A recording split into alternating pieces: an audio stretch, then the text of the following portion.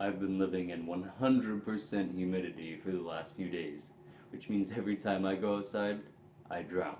In author news, a former Glasgow beat cop uses his knowledge to write authentic novels, Mark Twain's writing advice is about to sell for $50,000, and a crime novelist is arrested for murder. I'm your host, Noah Barfield, and this is author news. $50,000! My God! According to BBC News, Denzel Mayrick knows more than most about crime. He spent his 80s in Glasgow as a beat cop, and his experiences would ultimately prove to aid him in another pursuit, writing. 6 years ago, Mayrick began publishing his crime/mystery novels. They focus on, you guessed it, a Glasgow detective. And according to Mayrick, he's sold more than 1 million copies of his novels amongst all platforms. What's more impressive than that, in my opinion, is that while he's been writing for 6 years, he's managed to publish a novel for every single one of those. I'm almost jealous. After Mayrick spent a few years in the force in the 80s, he had to leave the police following a back injury. He went on to manage distilleries and run a few pubs until 6 years ago, when writing whispered its siren song into his ear. His knowledge of rural Scotland, as well as his experiences as a beat cop, helped him define his genre, and also gave him an idea of where he wanted to start writing in the first place. There is no substitute for real-life experience when it comes to authenticity. As Mayrick has said, I remember as a very young constable attending a sudden death of a man who had died of a heart attack. He had been lying for some time, and his body had been eaten away by flies and grubs and all sorts of things. It was a pretty dreadful scene. I couldn't get rid of the smell of that. What a descriptive paragraph right off the cuff. I'm actually kind of anxious to read his writing now.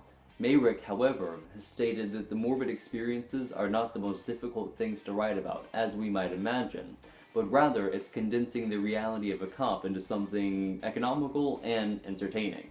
All of the tedious and boring work that goes into catching a criminal, accompanied by the few seconds of thrill. He has to make that entertaining and appealing somehow. However, this does not stop Mayrick from expressing his gratitude to other police officers who read his works, and who also enjoy the authenticity and interactions with the other officers.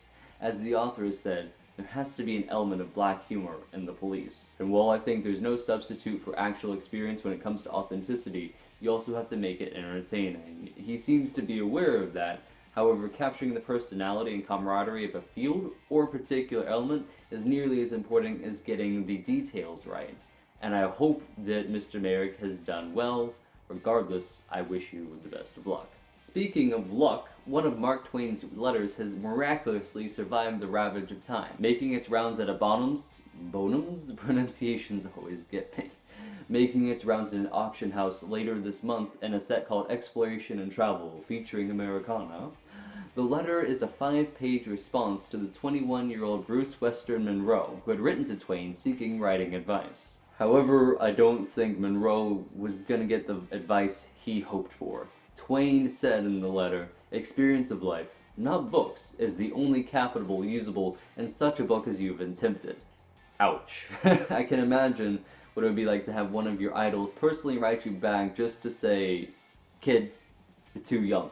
But I also am not convinced he's critiquing young writers at large. In the excerpt and quotes I found from the Atlas Obscura, Twain seems to be commenting on the specific direction and style of Monroe's novel, rather than launching his stinging remarks at all young writers. And while I think the life experiences and the age of a person can play into the maturity of the work and how well it will read, I also think there is something to be said for the imagination of youth and the inspirational power of the internet. Speaking of young writers, our story this time is brought to us by Raiden and is entitled Smile Like You Mean It. As we lay in his bed, smiling at the television, I wondered if it meant anything, even close to him, is what it meant to me. His arm around my shoulder, his fingers grazing my skin. I wanted so badly to let my head fall onto his chest, though I don't know if it would be too much too soon, or if it would be anything at all to him. Anytime he'd say something, I'd look to him, and those eyes would look as if they were glowing from his insides.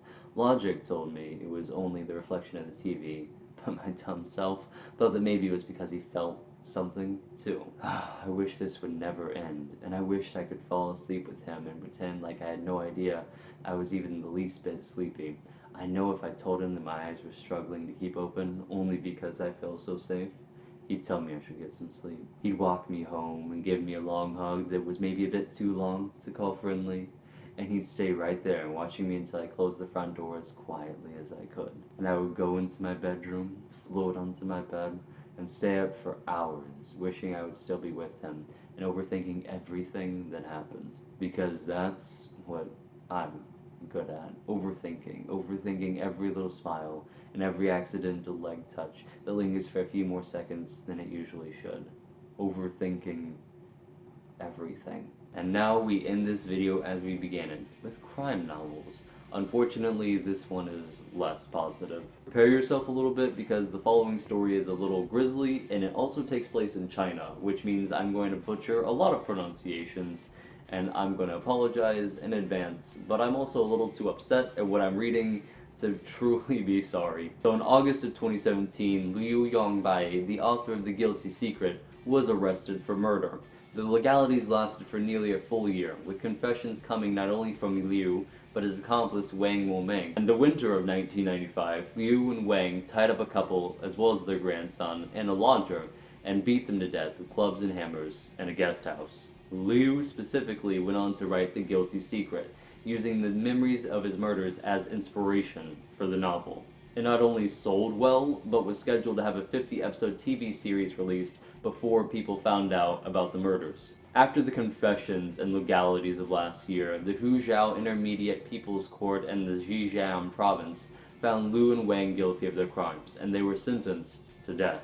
While I personally don't agree with death sentences, regardless of how awful the person was, I do think that some people might deserve to die for what they've done. I don't know if it's because I've killed so many people in my books, or because I'm desensitized, or maybe I'm just a little messed up inside. But whenever somebody does something that is paramountly awful, and I can have a hard time wrapping my brain around the insidious nature behind it, I cannot help but feel like they deserve to meet their end. This notion, however, leaves me in a morally awkward state, because if I feel the person should cease, but I don't believe in the state's power of execution, what other choices are there? But I am not here to talk politics or morality. Ultimately, I believe Liu and Wang got what was coming to them, regardless of what the People's Court decided. Liu was waiting to get caught. He told the police as much, according to reports.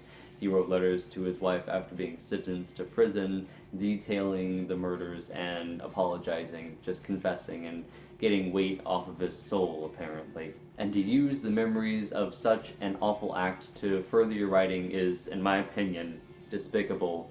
Not only to stain your own writing that way, but also to stain the memories of those people unjustly brought down before their time. I'm curious to hear your thoughts on this and any of the stories detailed in this video. If there were any experiences you've had, good or bad, I would like to know those as well, to see if they inspired your writing and to see how your life has changed the course of your literary pursuits. Thank you all so much for watching the video. Please like, comment, and subscribe, as well as give that bell a friendly little handshake, reminded that it's valued and necessary. I hope this video not only made some of you think, but also was something that you all could enjoy, and I'll be back with a new one soon. See you then!